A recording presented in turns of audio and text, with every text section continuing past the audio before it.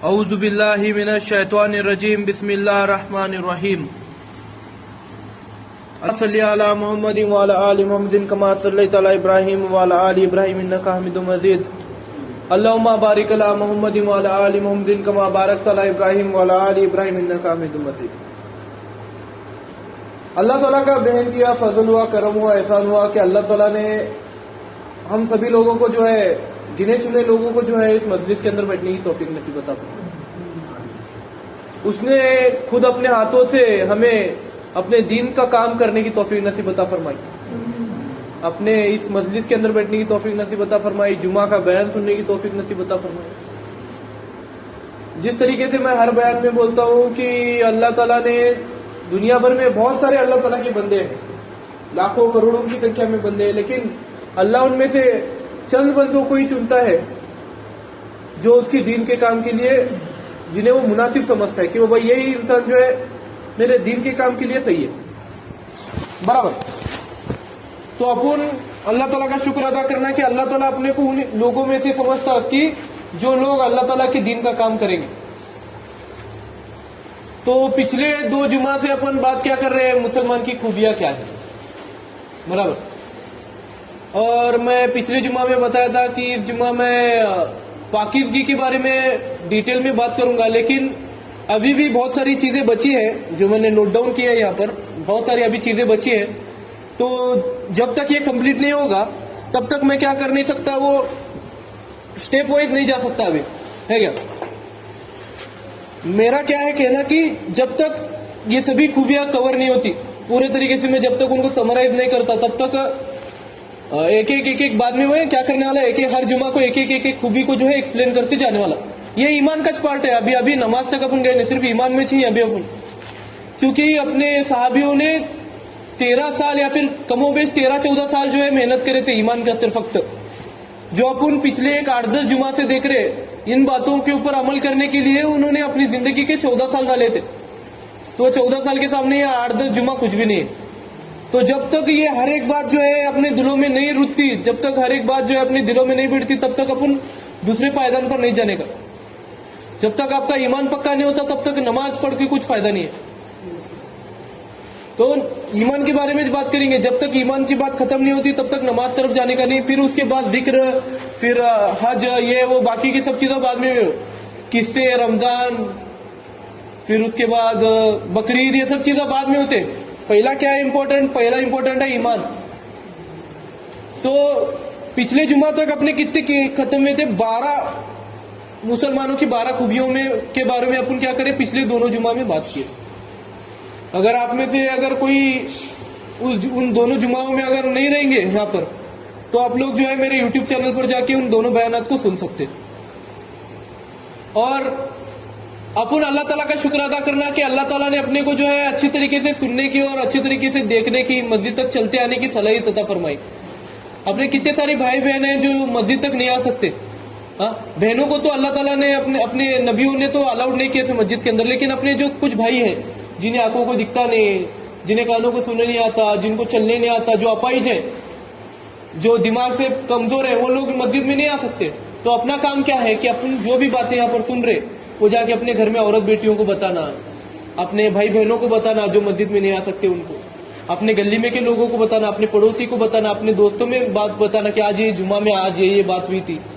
हाँ, अगर नहीं सुने तो आप यहाँ पर सुन सकते। ये तुम्हारा हक है, तुमना क्या है, ये तुम्हारे ऊपर अधिकार है। अल्लाह ताला ने तुम्हें फर्ज दिया है कि तुम्हें ये फर्ज पूरा करना है। तो आज हम बची हुई जो खूबियां है उनके ऊपर कंटिन्यू करेंगे। तो पहली खूबी क्या है, सूद नहीं खाता मुसलमान। क्या है 13वीं खूबी क्या है मुसलमान की, मुसलमान जो है सूद नहीं खाता, ब्याज बट्टी। मुसलमान क्या नहीं करता, ब्याज बट्टी नहीं लेता हूं, भले कितना भी भिक्खू लगे दे, भले कितनी भी तकलीफ में रहने, उन्हें ब्याज बट्टी नहीं करता, धंधा नहीं करता हूं। कितना भी पैसा रहने उसके पास, ब्याज बट्टी का धंधा नहीं करता हूं मुसलमान। जो मुसलमान ब्याज बट्टी का धंधा करे तो वो मुसलमान नहीं है। इसके पीछे रीजन क्या है, शरीयत के अंदर हर काम न करने के पीछे एक मुनासिब एक कारण बोले ले कि ये चीज कहीं को नहीं करने का। कुछ लोग जैसे अपने साइंटिस्ट डिसाइड करते कि ये बीमारी को फिर ये दवा अच्छी है, बराबर। तो उन्होंने वहां पर पूरा लिख के देते, ये दवा कहीं को अच्छी है, ये भी उन्होंने लिख को दिए सुरता। तुम्हें अगर प्रिस्क्रिप्शन के अंदर देखेंगे, वो दवाई के कागज के ऊपर अगर देखेंगे तो सब लिखे सुरता वहां की कौन सी बीमारी के उससे कौन सी दवा लगती है, और वो दवा कहीं को लगती, दूसरी दवा कहीं काम नहीं करती। तो अपनी शरीयत के अंदर भी हर काम के वास्ते जो उन्होंने मना करे ले हर काम को, और जो काम करने के लिए बता ले, तो हर काम के पीछे एक रीजन बता ले कि ये काम कहीं को नहीं करने का और ये काम कहीं को करने का, कि ये काम कहीं को करने का और ये काम कहीं को नहीं करने का। तो सूद क्यों ना को खोकर को बोली मालूम है क्या? जब कोई इंसान किसी को ब्याज बट्टी से पैसे देता, अभी मैं बादशाह रियाज पाटिल दिया महबूब चाचा को 100 रुपए दिया, उनको जरूरत थी, उनको 100 रुपए दिया मैं, हाँ, और उनको बोला मैं तुमने 10% से दे रहा, उनकी जरूरत थी और उन्होंने भी 10% से ले, तो अपन क्या करते, 10% बढ़ते जाते वो 100 के 1000 रुपए कब होती मालूम नहीं पड़ता। वो आदमी जो है वो दे नहीं सकता, फिर बाद में अपन क्या करते हैं, उसकी जो चीज उन्हें गिरवी रखी होती है वो चीज अपन जब्त कर दे, उसे अपन तकलीफ देने चालू करते वो आदमी को। भाई महबूब चाचा को सरी का तकलीफ देने चालू करने वाला, फिर पैसे दो ब्याज के पैसे दो, वो मुद्दल दो, ब्याज के पैसे दो, मुद्दल दो, अगर नहीं दिया तो क्या करते हो, ब्याज के पैसे को भी मुद्दल के अंदर ज्वाइन करको चक्री ब्याज बनाते उसको, वो बढ़ाते जाते। फिर क्या होता है, वो आदमी की बदुआ लगती तुमने, क्या लगती, अभी तकलीफ होने की उनको, उन्होंने मुंह से नहीं बोले तो भी उनके दिल में से तो हाय निकलने वाली ना, उनकी रूह तो तुमने बदुआ देने वाली ना, अरे नहीं मुझे इतनी तकलीफ दे रहा अल्लाह, इसका कुछ तो खराब कर तू, ऐसा उन्होंने मुंह से नहीं बोले तो भी क्या उनके दिल से तो वो बात निकलेंगे ना। तो अपने को इसीलिए अपने को ब्याज बट्टी करने के लिए मना करेंगे कि लोगों की हाय लगती, लोगों की बदुआ लगती। और इसके अंदर दूसरी बात यह है कि जब अपन ब्याज बट्टी के पैसा से जब अपन कोई चीज खरीदते, कोई चीज खाते ना, तो 40 दिन तक तुम नमाज नहीं पढ़ सकते, 40 दिन तक तुम कुरान शरीफ को हाथ नहीं लगा सकते। तुम्हारी कोई भी इबादत जो है वो कबूल नहीं होने वाली। तुम्हारी माँ बाप की कितनी भी खिदमत करो, गरीबा में कितने भी पैसे बांटो, उल्टा ज्यादा गुना है। अगर ब्याज बट्टी के पैसे से अगर तुम्हें खैरात करे, ब्याज बट्टी के पैसा से अगर तुम्हें रोजदारों को खाना करे, ब्याज बट्टी के पैसा से अगर तुम्हें हज को जाको है, ब्याज बट्टी के पैसा से अगर तुम्हें दूसरे को हज को भेजे, ब्याज बट्टी के पैसे से अगर तुम्हें खाना खाते रहे, हर एक चीज जो है वो गुनाह है। क्या है? हर एक चीज जो है वो गुनाह है। 40 दिन तक तुम्हारी एक भी इबादत कबूल नहीं होने वाली। और दूसरे दिन भी कहे और वहां से और आगे 40 दिन पकड़ने वाला अल्लाह, और तीसरे दिन कहे और वहां से 40 दिन पकड़ने वाला अल्लाह। इसके पीछे भी कई बार सिर्फ बोले ले, शराब पीने के बाद भी 40 दिन तक कौन सी भी इबादत कबूल नहीं होती। इसके पीछे रीजन क्या है कि जब भी इंसान कोई चीज अपने पेट के अंदर डालता, मुंह से जब उन्हें खाता कोई भी चीज, और उसके शरीर के अंदर जब वो चीज जाती ना, तो वो जो खून तैयार होता उसके शरीर में, वो खून 40 दिन तक रहता बोलते उसके शरीर में। आज अगर तुम खाए कौन सी चीज, तो वो चीज जो है 40 दिन तक तुम्हारे शरीर में रहती, वो खून बन के 40 दिन तक तुम्हारे शरीर में दौड़ता वो चीज, 40 दिन के बाद नया खून बनाता हो अपनी बॉडी।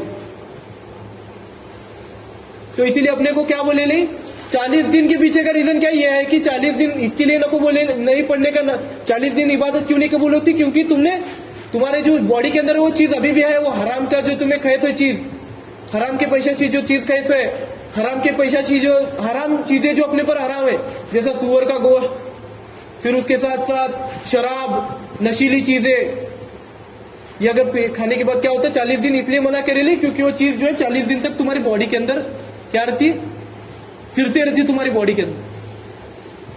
तो इसीलिए एक मुसलमान को क्या बोले लें कि तुम्हें सूद मत खाओ, ब्याज बट्टी का धंधा मत करो। इसके पीछे के रीजन क्या है? 3 रीजन है। पहला क्या? पहला तो तुम्हें जो है लोगों की बद्दुआ लगती, दूसरा जो है तुम्हारी कौन सी भी इबादत कबूल नहीं होती अल्लाह ताला के पास, उल्टा तुमने डबल गुनाह होने वाला, और तीसरा क्या है? तीसरी बात यह है कि तुम्हारा जो पैसा तुम्हें गलत रास्ते से कमाई फिर होती ना, वो पैसा वैसा जाता, तुम्हें तकलीफ में नहीं है तो भी क्या हुआ, आज मैं सूद खा रहा, मैं तकलीफ में नहीं हूं, मैं खुश हूं, लेकिन मेरे बच्चंदा के ऊपर वो आने वाला, मेरे बच्चंदा के ऊपर नहीं आया तो मेरे पोतरंदा के ऊपर आने वाला, मेरे पोतरंदा के ऊपर नहीं आया तो मेरे पड़पोतरंदा के ऊपर आने वाला, मेरे पड़पोतरे नहीं तो नहीं उसके बच्चंदा के ऊपर आने वाला। लेकिन उसका बदला जो है दुनिया के अंदर उसे चुका को जाना पड़ने वाला, क्योंकि उसके पूर्वज जो है वो आदमी को तकलीफ दे सकते बोल के। इसलिए अपने को क्या बोले ले, सूद खाना मुसलमान के लिए हराम है, क्योंकि उसे जो है कोई भी उसकी दुआ कबूल नहीं होने वाली, उसकी कोई इबादत कबूल नहीं होने वाली, उसे जो है लोगों की बद्दुआ लगने वाली, और आज ना कल उसकी उस किए की सजा जो है वो मिलने वाली। इसलिए अल्लाह ताला अपने को जो है सूदखोरी से बचने की तौफीक नसीब अता फरमाए।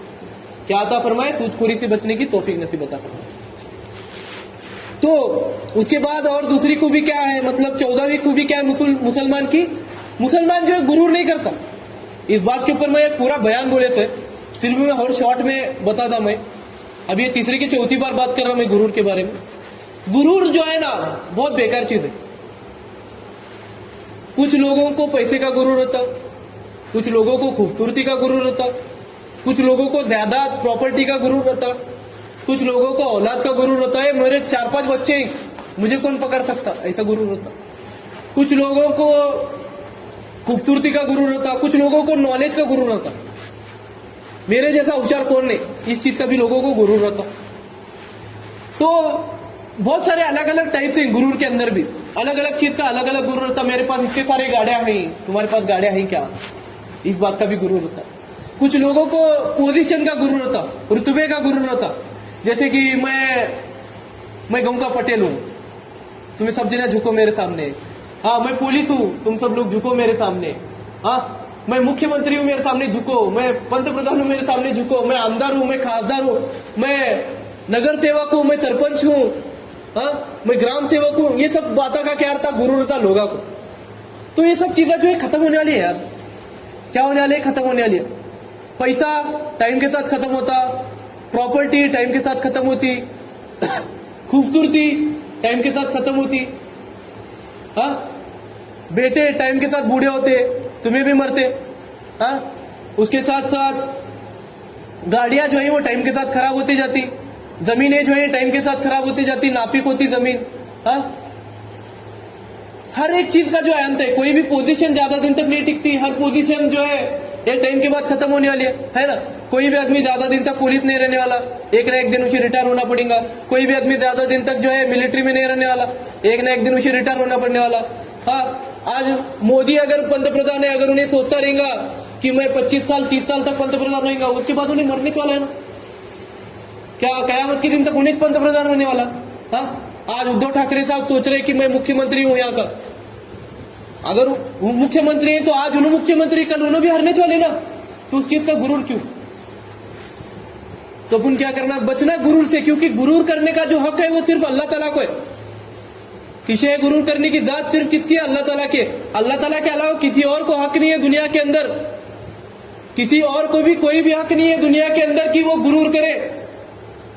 मई भारी करने का हक जो है अल्लाह ताला के अलावा दुनिया में किसी को भी नहीं है। यहां तक कि 18,000 मखलूकातों में ऐसी कोई भी जात नहीं है अल्लाह ताला के अलावा जिसको गुरूर करने का हक है। कयामत के दिन अल्लाह ताला सबसे मशहूर अल्लाह ताला का एक वाकया है, अल्लाह ताला बताएंगे कयामत के दिन के पहले जो है हर एक चीज खत्म हो जाएगी दुनिया में की, प्रॉपर्टी, जायदाद, घर, स्टेट, हर एक चीज, हर एक इंसान, हर एक जानवर, हर एक फरिश्ता, हर एक जिन, सूरज, चांद, जमीन, आसमान, हर एक चीज खत्म हो जाएगी, हर एक चीज फना हो जाएगी। और अल्लाह ताला अकेला बचेगा अपने अर्श पर बैठ के। वो बोलेगा, है कोई सामने आओ मेरे सामने, है कोई मेरे सामने ठहरने वाला, है कोई मुझसे सवाल पूछने वाला, है कोई मुझसे मेरे सामने मेरे आंखों में आंखें डाल के बात करने वाला, है कोई? किसके अंदर इतनी ताकत है कि मेरे सामने आके ठहरे?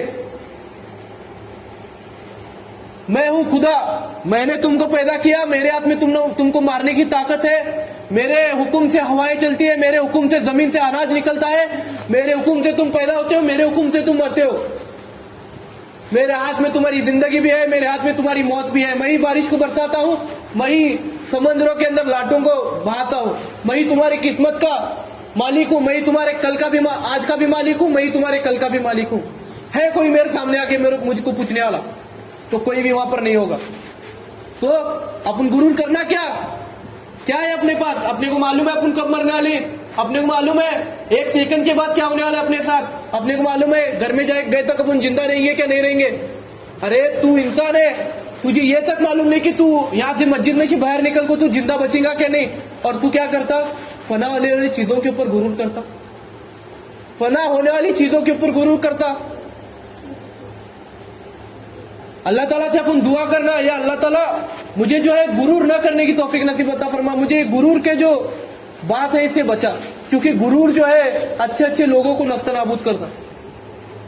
ऐसे न जाने कितने सूरमा, न जाने कितने बड़े बड़े औहदे वाले लोग, न जाने कितने बड़े बड़े राजा लोग जो दुनिया में अपनी बादशाह जमाते थे, जो खुद को बादशाह बोलते थे, वो सिकंदर जिसने आधी दुनिया को जीता था, कुछ क्या लेके गया उन दुनिया में से? उसका गुरूर जो है अल्लाह ताला ने चकनाचूर किया। मौत के वक्त उसने मरते वक्त एक ज बात बोला, मुझे अभी जाने का है, मेरे सामने मौत का फरिश्ता को ठहरेला है, मुझे बुलावा है मेरे खुदा का, मेरी एक आखिरी इच्छा यह है कि मेरी पिंजरी में से मेरे दोनों हाथ जो है बाहर रखो, ताकि लोगों को पता चले कि ये जो सिकंदर है जिसने इस पूरी दुनिया को जीता है, वो सिकंदर मरते वक्त जो है अपने हाथों को खाली रख के गया था, इतनी बड़ी सल्तनत को पीछे छोड़ के गया था। अरे मौत तो रसूल सल्लल्लाहु अलैहि वसल्लम को नहीं चुकी बोलते, जिनके सदके तोफेर में अल्लाह ताला ने दोनों जहानों को बनाया।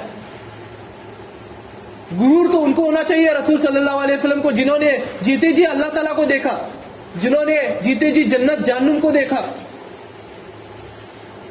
अपन अपने को गुरूर करने की क्या है? अपने अंदर अपनी औकात है क्या गुरूर करने की? तो मेरा आप सभी लोगों से यही अनुरोध है कि प्लीज गुरूर मत करो, किसी भी चीज का गुरूर मत करो, क्योंकि गुरूर करने वाले लोग अल्लाह ताला को पसंद नहीं है।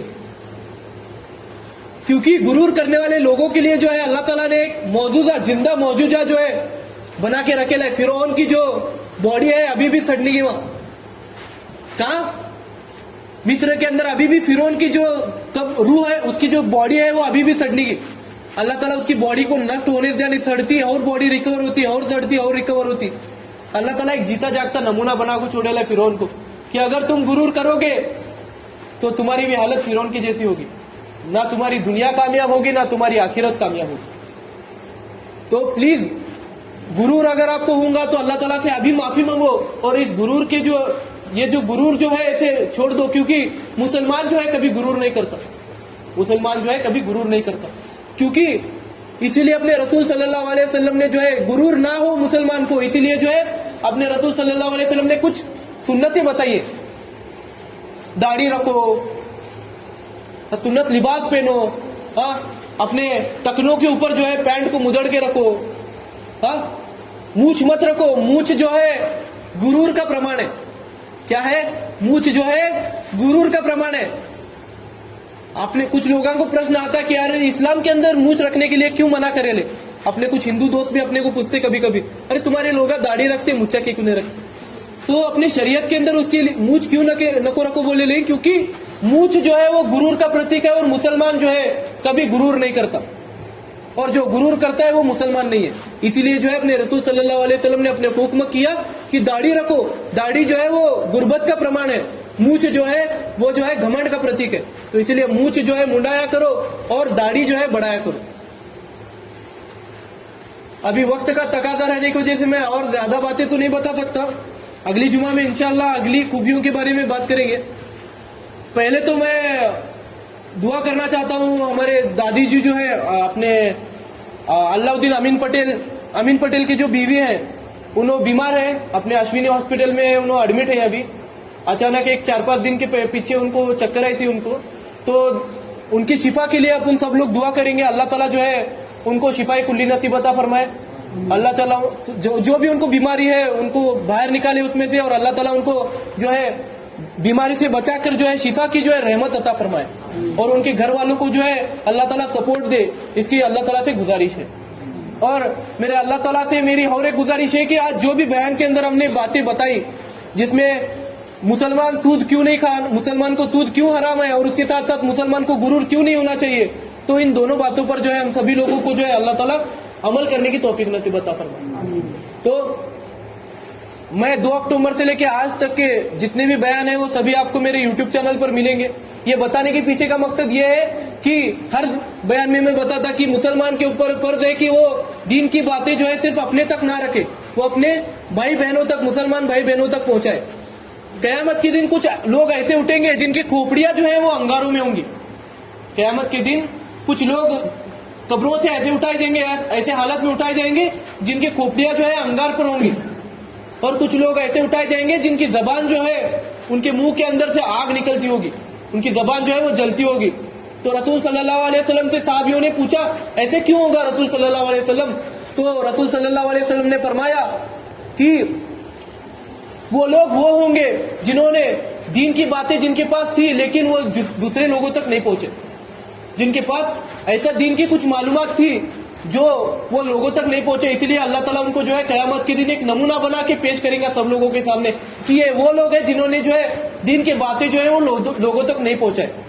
तो आप सभी लोगों से यही गुजारिश है कि दीन की जो भी बातें आप यहाँ पर सुनते हैं वो जाके अपने घर में अपनी माँ बहनों को सुनाए, अपने अपाइज भाई बहनों को सुनाए, अपने दोस्तों में जो है इस बात का तज़किरा करे, मुजाहरा करे, लोगों के बीच में ये बातें जो है बताते रहे, क्योंकि दीन की बातें बताना जो है मुसलमान के ऊपर फर्ज है। अल्लाह ताला से कहने सुनने से ज्यादा अमल करने की तौफीक नसीब अता फरमाए। इन्ना लिल्लाहि मलाइकतु सल्लु अलन नबी या अय्युहल्लज़ीना आमनु सल्लु अलैहि व सल्लिमु तस्लीमा अल्लाहुम्मा सल्लि अला सय्यिदना शफीना हबीबना नबीना मौलाना मुहम्मदिन बारिक सल्लिम सल्लु अलैहि सुभान रब्बिका रब्बिल इज्जति अम्मा यसिफून व सलामुन अलल मुरसलीन वल्हम्दुलिल्लाहि रब्बिल आलमीन। जो लोग सुन्नत नहीं पढ़े सुन्नत पढ़ो।